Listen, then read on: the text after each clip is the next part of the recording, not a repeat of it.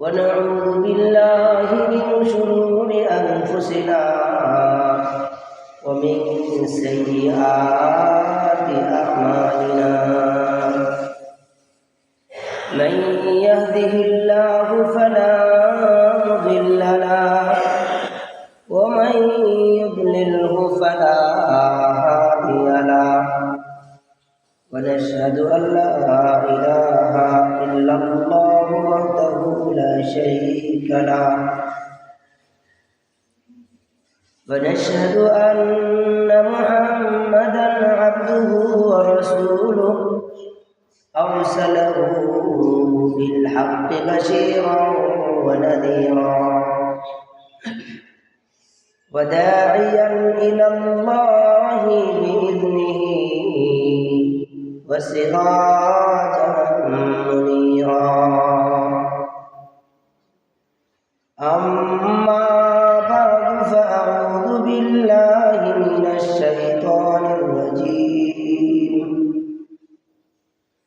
بسم الله الرحمن الرحيم وأذن في الناس بالحج يأتوك رجالا وعلى كل ضامر يأتين من كل فج عميق وقال رسول الله صلى الله عليه وسلم الحج المبرور ليس له الجزاء إلا الجنة وقال أيضا قال رسول الله صلى الله عليه وسلم بني الإسلام على 5 شهادة أن لا إله إلا الله وأن محمدا عبده ورسوله وإقام الصلاة وإيتاء الزكاة والحج وصوم رمضان أو كما قال عليه الصلاة والسلام وقال الله تعالى في شأن حبيبه آمرا ومخبرا إن الله وملائكته يصلون على النبي يا أيها الذين آمنوا صلوا عليه وسلموا تسليما اللهم صل على سيدنا محمد وعلى سيدنا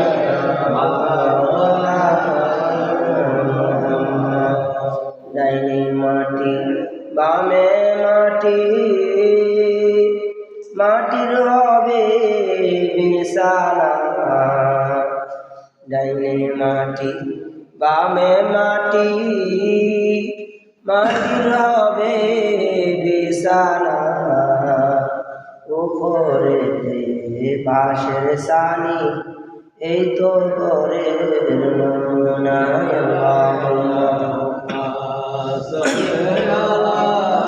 سيدنا مولانا محمد وعلى آله سيدنا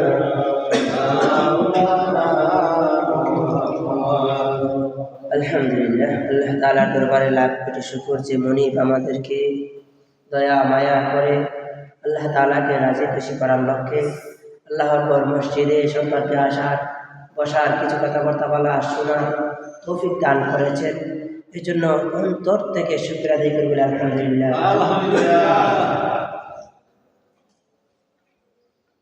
সম্মানিত হাজিরিন, আমরা যে আজকে দুনিয়াতে বসবাস করতেছি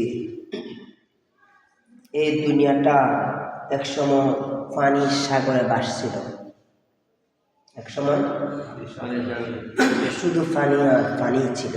জানেন না আপনারা এই দুনিয়াতে মানুষ সৃষ্টির আগে এই দুনিয়াটা ছিল, তবে সবটাই ছিল শুধু পানি আর পানি, কোনো মানুষের বসবাস জমি ছিল না। অতঃপর পানির ঢেউ খেলতে খেলতে একটা সময় দেখা যায় ঢেউ একটা ছাকা বাঁধে, কি বলেন বাঁধে না, এভাবে বাঁধতে বাঁধতে একটা সময় দেখা গেছে একটু জায়গা একটু শক্ত হয়েছে। এটা হলো পৃথিবীর মধ্যবর্তী স্থান যেখানে বর্তমানে কাবা অবস্থিত। এই জায়গাটা সর্বপ্রথম সৃষ্টি হয়েছে, দুনিয়ার জমিনের সর্বপ্রথম সৃষ্টি ওই জায়গাটার। এখান থেকে আস্তে আস্তে আস্তে আস্তে ফেনা বাড়ি খেতে খেতে খেতে খেতে এক পর্যায়ে দেখা গেছে আস্তে আস্তে পুরা জমিন বাড়ছে। বাড়ার পরে এই যে জমিনটা আছে, এই জমিনটা কিসের উপরে আছে? পানির উপরে। তো পানির উপর যে কোনো কিছু থাকলে তো স্বাভাবিক এটা নড়াচড়া করে, কি বলেন, করে না করে না? এদিকে তাকায় একটু কথাগুলি শুনেন, নড়াচড়া করে। এইভাবে জমিন তরতর করে কাঁপত, লড়ত সরত। কোরআনের আয়াতে আল্লাহ তাআলা ইরশাদ করেছেন, ওয়াল জিবালা আওতাদা, ওয়াল জিবালা আওতাদা। এই জমিন যখন লড়াচড়া করত, এই জমিনটাকে আল্লাহ তাআলা শক্ত করে রাখার জন্যে জায়গায় জায়গায় পাহাড়গুলি আল্লাহ তাআলা ফেরেক হিসাবে মেরে দিয়েছেন। পাহাড়গুলিকে কি করেছেন? ফেরেকে মেরে দিয়েছেন, একটা কাঠের সাথে আর একটা কাঠ জলি মারলে আর লড়াচড়া করে না, শক্ত হয়ে যাবে। এই জমিনও নড়াচড়া করত, এই জমিনটাকে ফেরেক মেরে এই জমিনটাকে স্থির করা হয়েছে। কোরআন বলছে ওয়াল জিবালা আওতাদা, আল্লাহ তাআলা পাহাড়গুলিকে ফেরেক হিসাবে মেরে দিয়েছেন যেন আর জমিন নড়াচড়া করে না। এই জন্যেই এখন আর জমিন নড়াচড়া করে না। এরপরে মাঝে মধ্যে ভূমিকম্প দেন, এগুলি আল্লাহ তাআলার কুদরত। যাই হোক, এই দুনিয়া, এই জমিন সৃষ্টির সূচনা হলো মানুষ সৃষ্টির প্রায় 2000 বছর আগে। কয় হাজার বছর আগে? 2000 বছর আগে আল্লাহ তাআলা এই জমিনটাকে সৃষ্টি করেছেন। এর আগেই আল্লাহ তাআলা আকাশে ফেরেশতাদের ইবাদতগাহ আল্লাহ তাআলা নির্মাণ করেছিলেন। কাদের জন্য? ফেরেশতাদের জন্য। ফেরেশতাদের ইবাদতখানা আল্লাহ তাআলা বানিয়েছিলেন, যার নাম বাইতুল মামুর। যার নাম কি? বাইতুল মামুর। সেখানে ফেরেশতারা প্রতিদিন 70,000 ফেরেশতা তাওয়াফ করে। এত অগণিত ফেরেশতা আল্লাহ তাআলা সৃষ্টি করেছেন যে একদিন 70,000 ফেরেশতা তাওয়াফ করে যাওয়ার পর আর দ্বিতীয়বার তাদের আর তাওয়াফ করার সুযোগ পাবে না। এত অগণিত ফেরেশতা আল্লাহ তাআলা সৃষ্টি করেছেন। তো সেটা হলো বাইতুল মামুর। সেটা কোথায়? কথা বলেন, কোথায় সেটা অবস্থিত? বাইতুল মামুরের সপ্ত আকাশের উপরে। অতঃপর আল্লাহ তাআলা জমিন সৃষ্টির 2000 বছর পরে তিনি ইচ্ছা করলেন এই জমিনে মানুষ সৃষ্টি করবেন। কি করবেন? মানুষ সৃষ্টি করবেন। কোরআন বলছে ওয়াইজ ক্বালা রাব্বুকা লিল মালাইকাতি ইন্নী জাইলুন ফিল আরদি খলিফা, আমি জমিনে আমার প্রতিনিধি প্রেরণ করব। অনেক কথা, এগুলি উদ্দেশ্য নয়।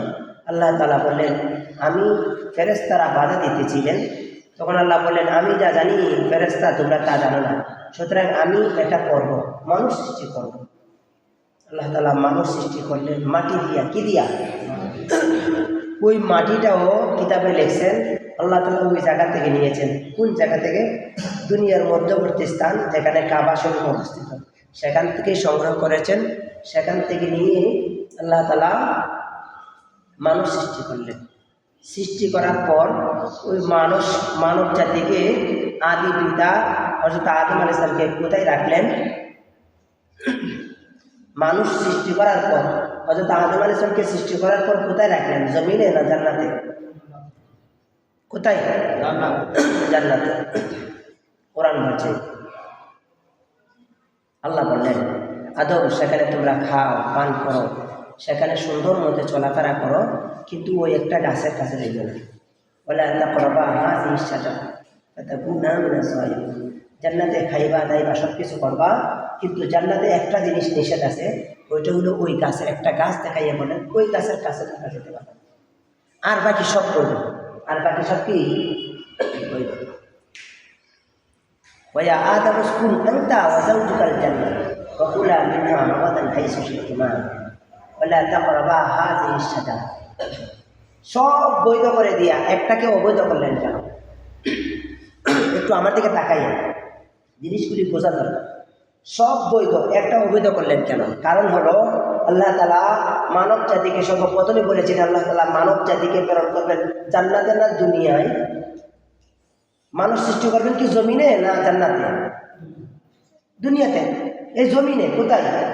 ওয়াইদ ক্বালা রাব্বুকা লিল মালাইকাতি ইন্নী জাইলুন ফিল আরদি খলিফা, আমি আমার জমিনে প্রতিনিধি প্রেরণ করব। তাহলে প্রেরণ করব কোথায়? জমিনে। সৃষ্টি করলেন, রাখলেন কোথায়? জান্নাতে। কেন জান্নাতে রাখলেন? আর সৃষ্টি করবেন বললেন জমিনে, জান্নাতে দিলেন কেন? আবার জান্নাতে সব কিছু বৈধ করে দিয়ে একটাকে অবৈধ করলেন কেন? কি বলেন, কোনো কারণ আছে না? এমনি কারণটা হলো সহজ কথা, আল্লাহ তাআলা হযরত আদম আলাইহিসসালামকে জান্নাতে সৃষ্টি করলেন, জান্নাতে রাখলেন। জান্নাতে আল্লাহ তাআলা মূলত রাখার উদ্দেশ্য নেই, জান্নাতে অবস্থান করার জন্য দেখাইলেন, অবস্থান করাইলেন। কিন্তু আল্লাহ তাআলার ইচ্ছা এটা নয় যে আদম এবং তার সন্তান সন্ততি সবাই জান্নাতে থাকবে, এটা আল্লাহ তাআলার চাহিদা নয়, বরং চাহিদা হলো দুনিয়াতে প্রেরণ করবেন। কথা বুঝাতে পারলাম? একটু লক্ষ্য যদি না করেন তাহলে মজা লাগবে না কথাগুলি। আল্লাহ তাআলা জান্নাতে রাখলেন, জান্নাত দেখাইলেন, জান্নাতে সাময়িক সময়ের জন্য বসবাস করার জন্য দিলেন। কিন্তু সর্বপ্রথম আল্লাহ তাআলার ইচ্ছাই হলো মানব জাতিকে কোথায় প্রেরণ করবেন? জমিনে প্রেরণ করবেন। জমিনে আল্লাহ তাআলা প্রেরণ করবেন। তো জমিনে যেহেতু প্রেরণ করবেন, জান্নাত হইল শান্তির জায়গা। কি বলেন? জান্নাত হইল চূড়ান্ত পর্যায়ে শান্তির জায়গা। সেখান থেকে মানুষ কেউ বাইরে হতে চাইবে না। কি বলে, চাইবে না? কি চাইবে না? এই জন্যেই আল্লাহ তাআলা একটা হিকমত করলেন। কি করলেন? হিকমত করলেন যে জান্নাতে তো থাকা যাবে না, বের করতে হবে। কিভাবে করব? সব বৈধ, একটা অবৈধ। একটা কি? অবৈধ। উদ্দেশ্য হইল তুমি অবৈধটার কাছে আল্লাহ তাআলা শয়তানের সৃষ্টি করবেন, আবার শয়তানের মাধ্যমে এখানে নিয়ে পৌঁছাইবেন।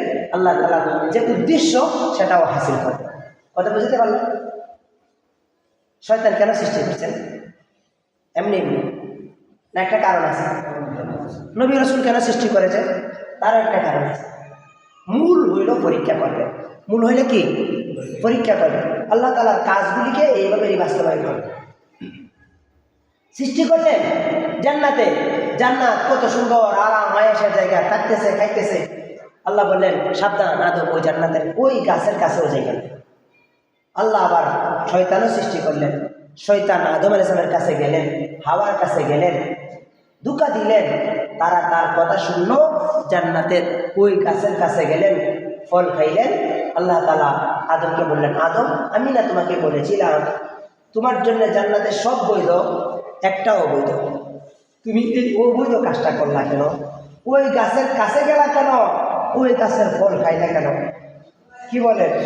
দুষ্কার আল্লাহর না আদমের? আদমের। আসলে আদমের দোষ, এটা আল্লাহ তাআলা করাইছেন দুনিয়াতে প্রেরণের জন্য। এবার আদম তো রব্বানা যালামনা আনফুসানা ওয়া ইল্লাম তাগফির লানা ওয়া তারহামনা লানাকুনান্না মিনাল খাসিরিন। এবার আদম নিজে নিজেকে লজ্জিত মনে করতেছে, আমি তো ভুল করছি।